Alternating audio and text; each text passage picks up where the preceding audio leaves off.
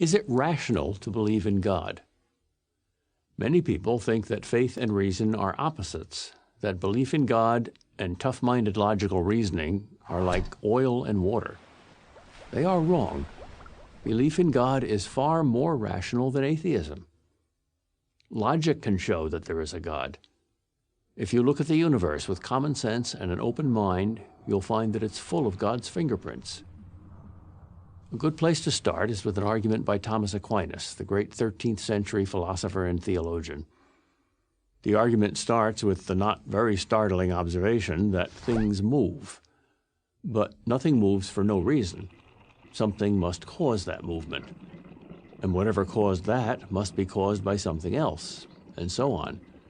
But this causal chain cannot go backwards forever. It must have a beginning. There must be an unmoved mover to begin all the motion in the universe, a first domino to start the whole chain moving, since mere matter never moves itself. A modern objection to this argument is that some movements in quantum mechanics, radioactive decay, for example, have no discernible cause. But hang on a second. Just because scientists don't see a cause doesn't mean there isn't one. It just means science hasn't found it yet. Maybe someday they will. But then there will have to be a new cause to explain that one, and so on and so on. But science will never find the first cause. That's no knock on science. It simply means that a first cause lies outside the realm of science. Another way to explain this argument is that everything that begins must have a cause. Nothing can come from nothing. So if there's no first cause, there can't be second causes, or anything at all. In other words, if there's no creator, there can't be a universe. But what if the universe were infinitely old, you might ask? Well, all scientists today agree that the universe is not infinitely old, that it had a beginning in the Big Bang. If the universe had a beginning, then it didn't have to exist.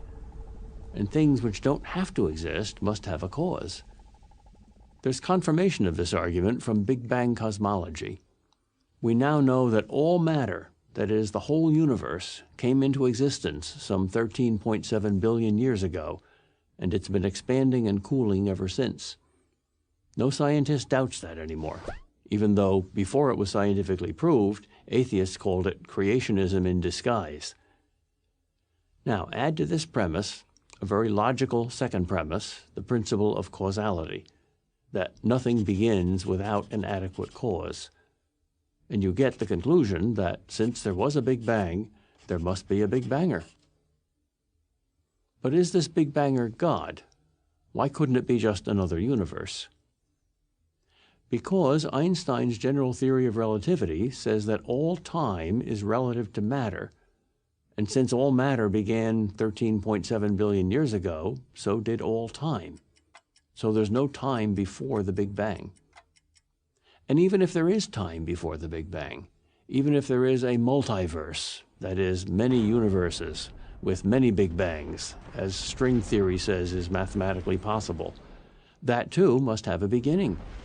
An absolute beginning is what most people mean by God. Yet some atheists find the existence of an infinite number of other universes more rational than the existence of a creator.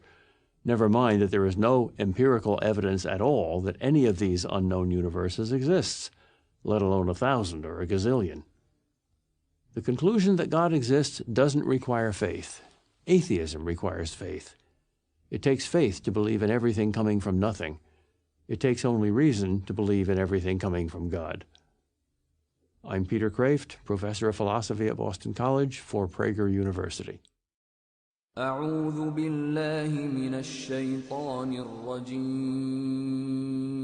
إن في خلق السماوات والأرض واختلاف الليل والنهار والفلك التي تجري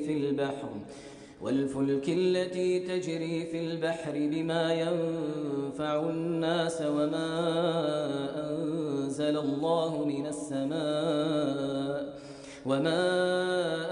أنزل الله من السماء من ماء فأحيا به الأرض بعد موتها فأحيا به الأرض بعد موتها وبث فيها من كل دابة وتصريف الرياح والسحاب المسخر بين السماء والأرض لآيات لقوم يعقلون. أنا سلفي على الكتاب والسنة وعلى منهج السلف الصالح.